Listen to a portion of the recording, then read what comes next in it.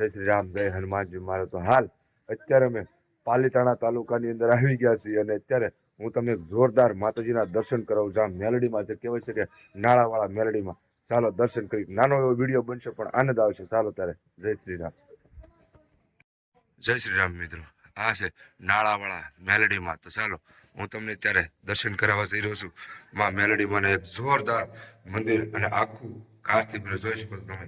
જય હો માં મેલડી, હે માં જગદંબા માતું જોગણી, અમે જપીએ તિહારો જાપ, મારી અખંડ તારા દીવા વળે, મારી પરસાનો નહીં કોઈ પાર. જોઈ શકો છો મિત્રો તમે.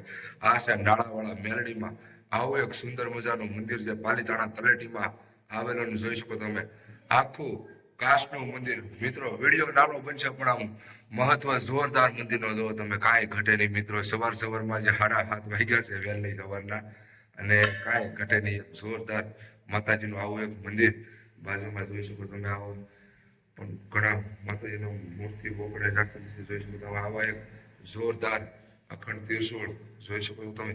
અને આવું એક સુંદર મજાનું કાર્ડબોર્ડથી મંદિર બનાવેલું, કાંઈ ઘટે નહીં. જોઈ શકો તમે.